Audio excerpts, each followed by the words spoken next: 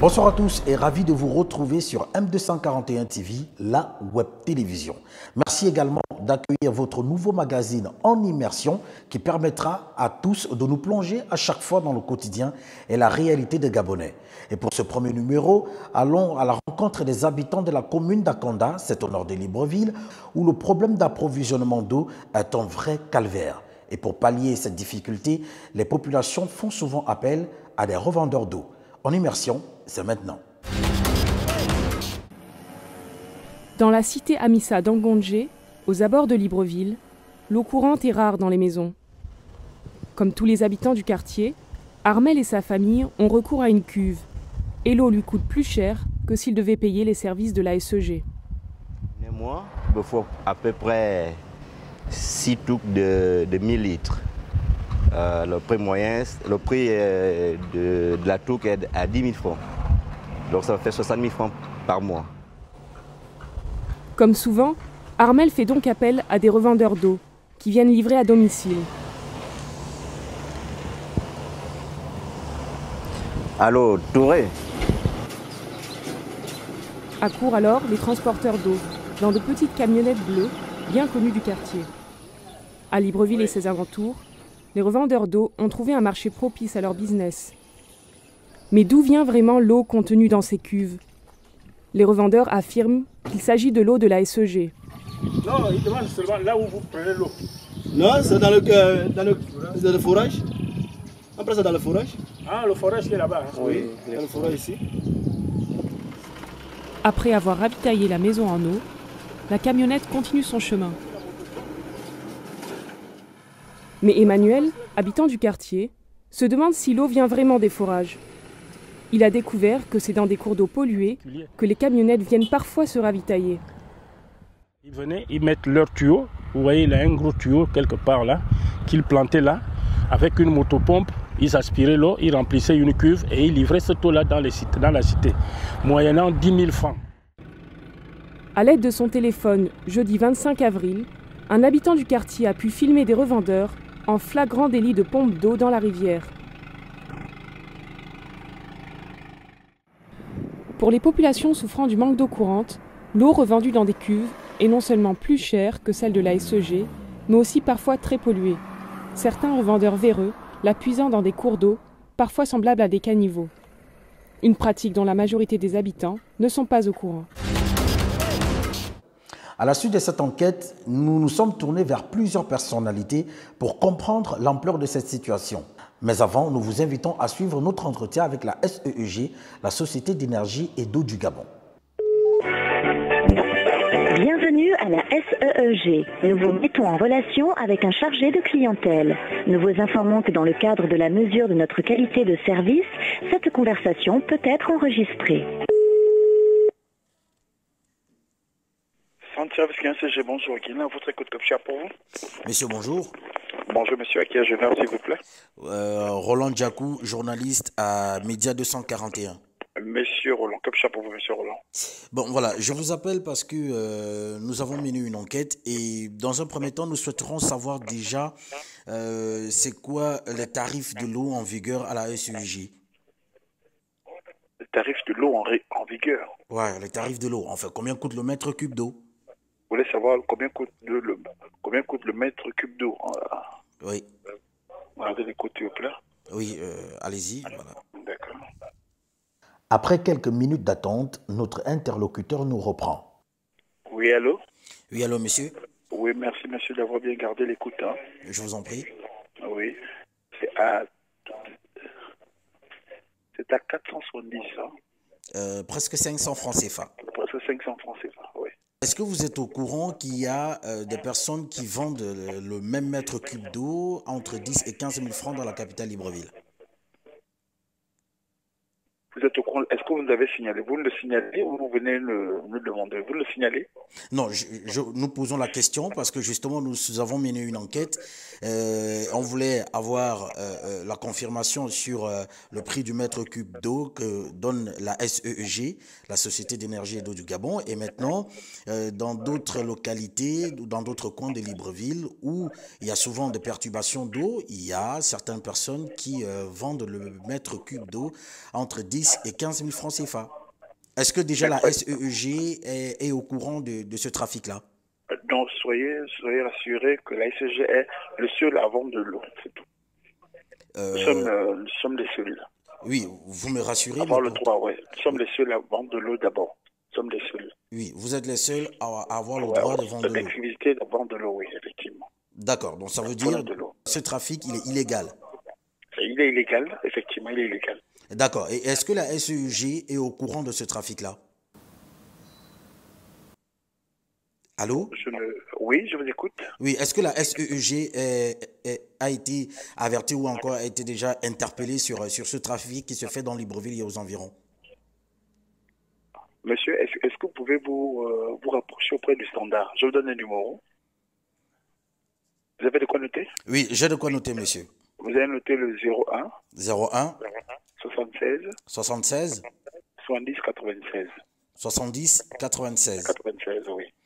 D'accord. Donc, cette problématique pourrait être débattue à partir de ce numéro. Oui, vous pouvez appeler à ce numéro. D'accord. Ok, merci beaucoup, monsieur. Merci bien. Au revoir. Au revoir. Plus aucun de nos appels ne sera pris après cet échange. Le tarif exact du mètre cube d'eau est de 443,28 francs CFA TTC, ce qui est en moyenne 22 fois inférieur au prix pratiqué par les revendeurs d'eau. Dans certaines parties de la capitale, comme il y a une récurrence de coupures d'eau, alors ça fait que, et pas seulement la récurrence de coupures d'eau, il y a également de l'eau, on va dire, trouble qui est souvent servie. La SCG donne des explications qui ne tiennent pas toujours, mais ils disent que c'est pour raison de service ou de travaux. Nous avons même un procès, il faut le souligner, contre la SCG à cause de la mauvaise qualité de l'eau. Parce que l'eau de robinet, les eaux usées des ordures ménagères a pénétré, n'est-ce pas, le canal de distribution d'eau potable de la SCG. Et nous avons un procès en instance en ce moment au tribunal de première instance de Libreville. Donc, ce n'est pas une première, mais c'est une responsabilité partagée entre la SCG et l'État gabonais, notamment le ministère de la Santé, le ministère des Ressources hydrauliques, donc le ministère de l'Eau et de l'Électricité, qui doivent prendre et mettre tout en œuvre pour faire cesser cette pratique. Maintenant, il y a aussi le ministère de l'Économie qui pouvait venir voir ces individus, surtout le ministère de la Santé, par sa direction, par l'Institut national de l'hygiène, qui devait se saisir de ce problème parce qu'on ne sait pas si cette eau qui est servie par les cubiténaires est revendue à 10 000 francs le mètre cube est une eau potable. Alors, comme elle n'est pas une eau potable, d'après les éléments que nous avons regardés et d'après certaines dénonciations des consommateurs, on ne sait pas trop à quoi sert cette eau, même si elle servait uniquement pour la toilette, mais ça doit être une eau potable. Alors donc, voilà une responsabilité de santé publique. Les gens sont exposés donc aux maladies, en dehors de l'aspect économique. Mais il y a les maladies, les gens sont exposés aux maladies. Les maladies hydriques notamment. Les maladies, les Escherichia coli, ce sont donc des microbes qui... Ça va coûter, donc on va dire la facture va peser sur la population. J'avoue qu'en regardant cette vidéo, je suis plutôt horrifiée, voire scandalisée, parce que c'est des opérateurs qui profitent en fait du fait que les populations n'ont pas accès à cette eau. Du moment où ils les récupèrent dans ces rivières, comme j'ai pu voir dans l'émission, que cette eau est totalement impropre à la consommation. Si dans les ménages, ça sert à juste aller au petit coin ou si ça sert à laver des marmites, ça peut encore aller. Mais du moment où j'espère qu'elle n'est pas consommée, parce que c'est avéré que la provenance est totalement insalubre et ne donne aucune garantie pour la santé des consommateurs. Au départ, je pourrais dire qu'il y a plusieurs eaux, finalement, en fait. On va exclure tout ce qui est l'eau minérale et l'eau de source, qui sont pour nous des eaux qui sont totalement pures. C'est-à-dire, c'est pris dans des sources, dans une nappe phréatique qui est protégée de toute pollution humaine. Donc, on ne va pas parler, pour ne pas citer des eaux qui sont vendues au Gabon, qui sont totalement salubres et consommables par tout un chacun. Nous, aujourd'hui, on parle des eaux dites de table. C'est-à-dire, c'est toutes les eaux qui sont transformées et reconditionnées à partir de l'eau du robinet et qui sont commercialisées sur tous les différents marchés. Aujourd'hui, la GAZA, pour sécuriser les consommateurs, met en place un dispositif d'agréage. Le dispositif d'agréage permet aux opérateurs de se rapprocher de nous ou nous de nous rapprocher des opérateurs et de vérifier certaines conditions d'hygiène et de sécurité qui garantissent que l'eau répond à toutes les normes. À ce moment-là, nous allons vers l'opérateur parce qu'il y a, on va dire, 5 conditions. Aujourd'hui, pour avoir ce quitus, il y a 5 conditions que ces opérateurs ont remplies. La première condition, c'est celle du milieu, c'est-à-dire l'établissement, comment il est structuré, comment il est mis en place, où se trouve l'unité de production. C'est-à-dire aujourd'hui, il est totalement proscrit que cette entreprise ou cette unité de transformation se trouve dans un lieu d'habitation. Parce que le lieu d'habitation, il y a des pollutions, il y a des contaminations qui sont partout, les enfants, les animaux, les toilettes. Et donc, déjà, il faudrait que ce soit dissocié du domicile. Ensuite, il y a ce que nous, on appelle, on va dire, le matériel utilisé. C'est-à-dire, c'est toute la machine qui permet de sortir l'eau du robinet, de la retransformer et la rendre plus pure, si je peux utiliser le mot. Et à ce moment-là, ce dispositif aussi est contrôlé, pour qu'on voit justement si ça répond aux normes, si les températures sont respectées. Et en troisième position, il y a tout ce qui est main-d'œuvre, c'est-à-dire le personnel qui est embauché dans cet établissement. Il doit avoir quand même quelqu'un qui soit diplômé en qualité, hygiène et sécurité environnementale. C'est une obligation. Et donc, on regarde le personnel, on regarde aussi tout ce qui est équipement de protection, s'ils portent des gants, s'ils ont des blouses, quels sont leurs mécanismes d'entrée dans la cellule, enfin, le moment où c'est produit, les mécanismes de sortie.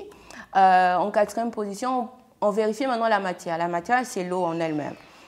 Du moment où elle sort à travers cette machine, on vérifie que le conditionnement ne souille pas l'eau, c'est-à-dire le sachet en lui-même, comment il est fait, comment le récupérer. Et par rapport à ce matériel ou cette matière, on s'assure que le contrôle analytique se fasse. C'est-à-dire les échantillons, une fois traités, sont envoyés en laboratoire et à ce moment-là, on vérifie avec les résultats si l'eau n'a pas été détériorée à ce moment-là. Pour nous, c'est un gage de qualité aussi.